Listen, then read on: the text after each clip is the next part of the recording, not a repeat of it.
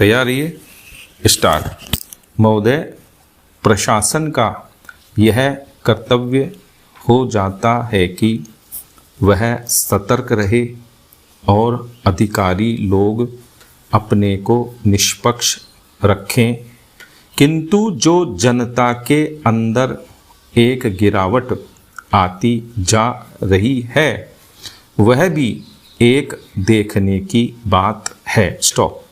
इसलिए मैं चाहता हूँ कि सरकार कोई ऐसा प्रयत्न करे जिससे कि भ्रष्टाचार को रोकने के लिए जो लोगों का नैतिक स्तर ऊंचा होना आवश्यक है उसको ऊंचा किया जा सके। स्टॉप।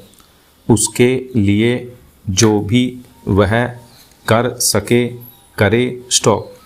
मुझे कहना तो बहुत कुछ था, लेकिन चूंकि मेरा समय समाप्त हो गया है मैं अब और कुछ नहीं कहूँगा। स्टॉपेरा। महोदय, इसलिए मैं माननीय रक्षा मंत्री महोदय का ध्यान इतिहास की उस चेतावनी की ओर दिलाना चाहता हूँ कि हिमालय की चोटी पर जिसका अधिकार रहा है उसका गंगा और यमुना के मैदान पर भी अधिकार रहा है। स्टॉप।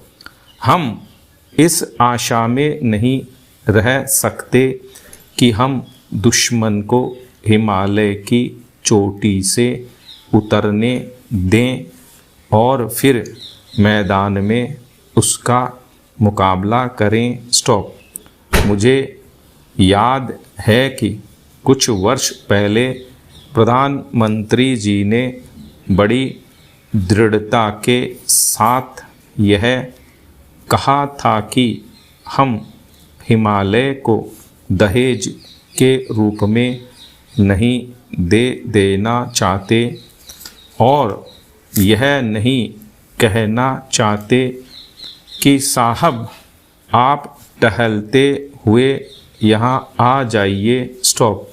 हम नहीं चाहते कि वहाँ पर कोई मुकाबला ही न हो। स्टॉप। मैं समझता हूँ कि अगर किसी भी सैनिक अधिकारी के दिमाग में अभी तक यह भावना है कि हम हिमालय की ऊंची चोटियों को छोड़कर नीचे मैदान में आकर युद्ध लड़ेंगे तो उनको भ्रम में नहीं रहना चाहिए। स्टॉप। यह एक घातक बात होगी, एक आत्मघाती नीति होगी। स्टॉप। अगर एक बार चीन का हिमालय की चोटियों पर कब्ज़ा हो गया तो चाहे वह बाद में नीचे हम पर हमला न भी करे, किंतु वहाँ से हम उसको कभी नहीं हटा सकेंगे। स्टॉप। इसलिए इस संबंध में स्पष्ट निर्णय किया जाना चाहिए। स्टॉपेरा। इसके बाद मैं मध्यवर्ती क्षेत्र के बारे में कुछ कहना चाहता हूँ। स्टॉप। पिछली बार जब चीन ने बड़े पैमाने पर आक्रमण किया था तो लद्दाख में और पूर्व में नेफा के इलाके में किया था। स्टॉप।